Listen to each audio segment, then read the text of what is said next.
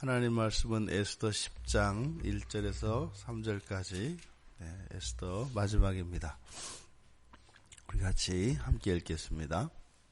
아하수에로 왕이 그의 본토와 바다 섬들로 하여금 조공을 바치게 하였더라.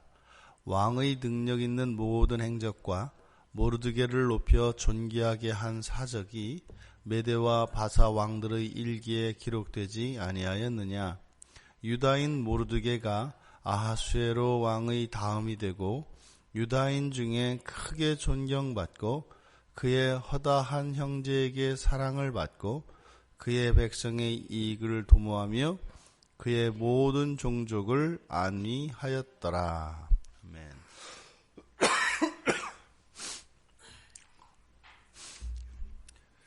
에스더의 대미는 아하수에로 왕과 그 모르드게의 그 위대함을 칭송하는 것으로 끝을 맺고 있습니다. 아하수에로 왕의 그런 위대함, 그의 행적에 대해서 1절에서 본토와 바다 섬들로 조공을 바치게 했다라고 이야기를 하는데, 이것이 특별히 어느 왕의 치적으로 기록되기는 좀 어색한 내용입니다. 왜냐하면 바사 제국은 이때 당시에 이미 주변국들로부터 그 이전부터 계속 조공을 받아왔기 때문에 특별한 일이 아니기 때문이지요. 그래서 하지만 이것을 아하수에로 왕의 특별한 치적으로 성경에 기록을 했기 때문에 이것을 조공을 받은 내용을 말하려는 것이 아니라 이 조세제도, 이 조공제도 자체를 크게 수정을 하고 현실화하고 이 조세제도를 개혁한 것을 의미한다라고 합니다. 보통 이제 우리 성경에서도 모세오경의 시대 그 이전에 더 고대로 올라가면은 이렇게 조공을 바친다라고 하는 의미가 원래 이제 노동력을 제공하는 겁니다. 아니면은 이제 강제 노역을 하는 것, 이런 것들이 조공이었습니다, 원래. 그러다가 이것이 이제 후대에 넘어오면서 왕실에 필요한 이런 재정을 보충해주는, 그래서 지금 우리도 하고 있는 납세의 형태로 바뀌게 됩니다. 이때 바사 제국의 당시에 이 조공은 납세의 형태입니다. 그런데 그 나라마다 그 지역마다 그 조공의 양이 정해집니다. 분량이 어느 정도 이렇게 이제 할당이 되게 되는데, 이 아하수에로 왕이 그리스 3차 침공에서 전쟁에서 패배하고 난 뒤에 고대 세계에서 이 바사 제국의 영향력과 이런 정세에 많은 변화가 옵니다. 그래서 그리스 쪽으로는 다시는 이제 침략하고 하거나 그쪽에 마음을 두지 않고 그 주변에 있는 좀 척박한 이런 지역들을 정복하는 그런 상황이었습니다.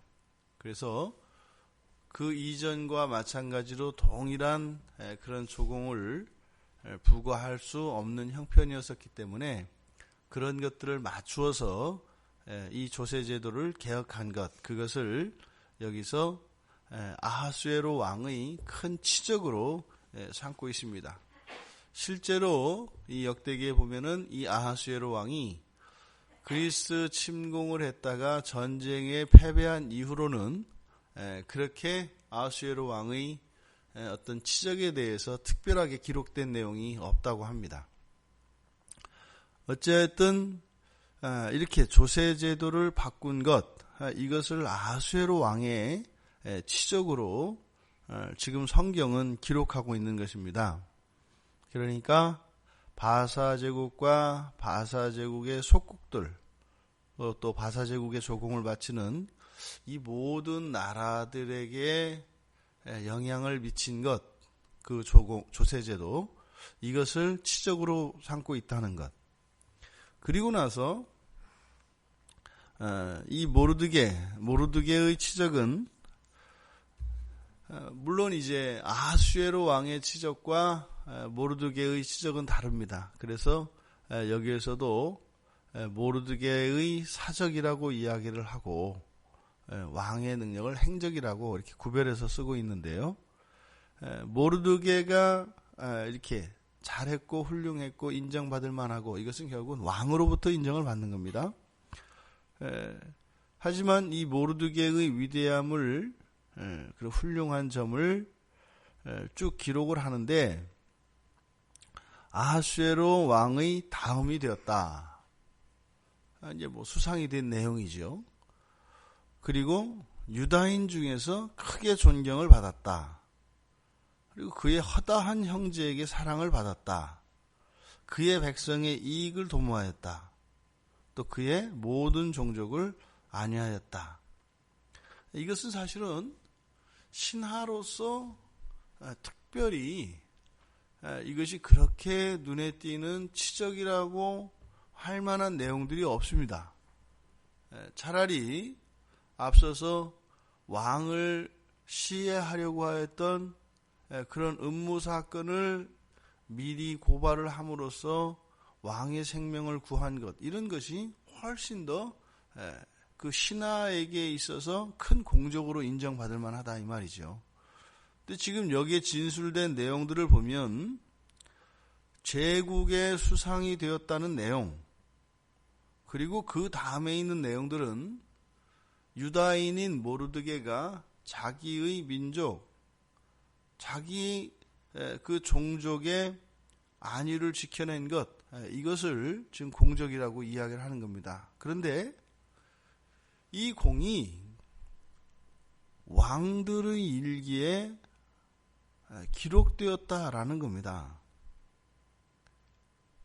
지금 이것이 그냥 이렇게 진술은 되었습니다만은 일상적인 일이 아닙니다. 더군다나 여기서 메대와 바사 왕들의 일기라고 하는 것은 앞서서 모르드게가 왕을 시해하려고 했던 그 음모를 적발하였을 때 그때도 궁중일기에 기록이 되거든요. 근데 그것은 궁중 내에서 일어났던 일들을 기록하는 궁중 내에서의 작은 역사책이라면 지금 여기서 말하는 메대와 바사 왕들의 일기라고 하는 것은 실제로 이것은 역대기에 해당하는 거거든요. 그러니까 말 그대로 왕들의 역사, 그 왕들의 치적에 대해서 기록하는 것인데 거기에 특별히 이 모르드게를 그 이름을 올렸고 그 모르드게의 위대함에 대해서 진술을 했는데 바로 이러한 내용들이었다라는 겁니다.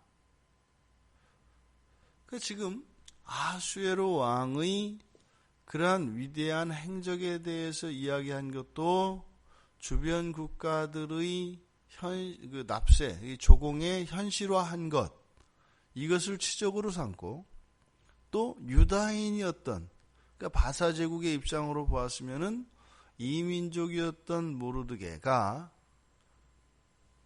수상의 지위에 오르고 그 모함에 빠져서 멸절당할 뻔했던 자기 민족 백성들을 구해서 인정받고 사랑받고 한 내용을 치적이라고 이야기한다 이 말입니다. 그러니까 지금 여기서 의도하는 바는 일반적인 국가에서 일어나는 어떤 정치사에서 있어서의 위대한 업적을 이야기하고 있는 것이 아니에요. 그러니까 지금 여기는 배경은 바사 제국인데 실제로는 여기에서 인정을 받고 있는 아하수에로 왕이나 모르드게나 일반적인 국가에서 일어난 그런 공적을 칭송하고 있는 게 아니다 이 말입니다. 사실은 아하수에로와 이 모르드게는 한 나라 한 민족 한 백성이 아니죠. 아하수에로는 침략자고 지배국의 왕이고 모르드게는 그 지배국으로부터 나라를 잃은 식민지 국가의 백성인 겁니다. 그러니까 어찌 보면 이들이 하나가 될 수가 없어요. 그런데 이 두 사람이 똑같이 그 왕들의 일기에 기록이 되었다는 거죠. 그러니까 지금 바사 제국에서 일어났던 일들을 이야기하고 있는데 실제로는 지금 이 일은 하나님 나라의 관점에서 유대 민족과 이 바사 제국을 하나로 보고 있다는 것을 우리가 알게 됩니다. 유다를 멸망시켰던 바사나 또 바사의 통치를 받고 포로가 되어서 끌려가서 지금 수상이 된 모르드게나 모두 다 하나님의 한 백성이라는 것입니다. 제국의 황제가 그 식민지 국가들을 위한 조세개혁이 이것이 역사책에 남을 만큼 위대한 일도 아님에도 불구하고 위대한 것이다 이야기하는 것은 바로 하나님께 있어서는 모두가 다 한 나라다 라고 하는 것을 나타냅니다. 또 이 유다 민족, 자기 민족을 위하여 자기 민족의 생명을 구원한 그 일은 하나님 나라에 어떻게 해요? 기록될 만하다는 겁니다. 우리가 이곳에서 지금 아하수에로와 모르드게를 경쟁적인 관계에 위치시키는 것이 아니라 서로 돕고 화합하며 함께 살아갈 형제와 같은 위치로 이 두 사람을 묘사하고 있는 겁니다. 이것은 또 곧 민족과 나라를 대표하는 것이기 때문에 바로 우리가 하나님을 믿는 그 언약의 백성들의 삶이 어떠하며 또한 국가관과 세계관이 어떠해야 하는 것인가를 보여주고 있는 것입니다. 지금은 이 모르드게에 의해서 결국 이 에스더서의 대미가 마치 두 나라가 형제 나라가 된 것 같은 한 나라 한 민족이 되어진 것 같은 그런 모양으로 이 책을 마치고 있습니다. 바로 그리스도 예수 안에서 우리가 그리스도인이 되는 순간 이러한 언어와 민족과 국가와 심지어는 시대와 문화의 장벽을 초월하게 됩니다. 바로 이 에스더에서 강조하고자 하는 것은 그것이었습니다. 맨 처음 소수민족으로 제국의 포로로 잡혀온 그 민족에 대한 미움을 가지고 있는 한 사람의 음모로 그 민족 전체를 멸절하려고 하는, 그러면 포로로 잡혀온 것도 억울한데 거기에서도 또 모함을 받아서 또 그것이 왕에 의해서 그렇게 몰살당하도록 허락을 받고 나를 잡아놨던 유다.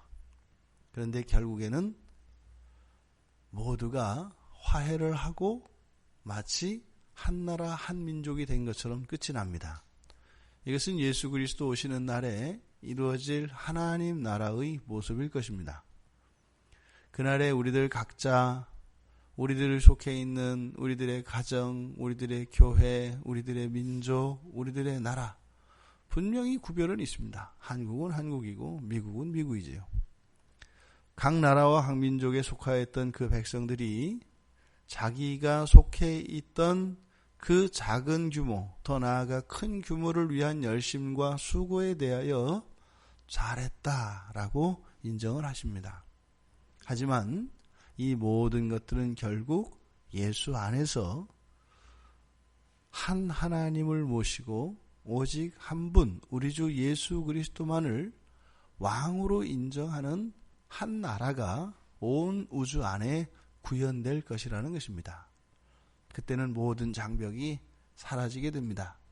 모두 우리의 유일한 한 분이신 예수 그리스도, 그분 앞에 무릎 꿇고 우리를 구원하신 그 예수 그리스도를 찬양하며 찬송하는 그날이 오게 될 것입니다. 그날의 관점에서 과거가 되는 우리의 오늘을 되돌아봅시다. 우리들 사이에는 너와 나를 가르고 우리와 너희들 사이를 가르는 많은 장벽들과 기준들이 있습니다. 근데 그것이 종말의 날에 보면 아무런 의미가 없다는 것이 됩니다. 하지만 그러한 제약과 한계 속에 있었던 우리들의 현재의 이러한 모든 삶, 그것의 선을 또한 인정해 주시는 그 하나님 나라의 원리를 보게 됩니다. 나라고 하는 한 개인으로서의 삶이 있고 영역이 있습니다. 분명히 또 우리가 예수 그리스도 안에서 한 형제요 한 자매가 되었습니다만 여전히 혈연의 가족이라고 하는 그 독특성과 그 개별성이 분명히 있습니다. 하지만 제약받고 배타적인 그러한 것이 아니라 그러한 개별성이 전체적인 보편성으로 확장되어지고 또 그러한 보편성 안에서도 그러한 개별성들이 존중되어지는 그러한 우리들의 삶이 되기를 주님의 이름으로 축원드립니다.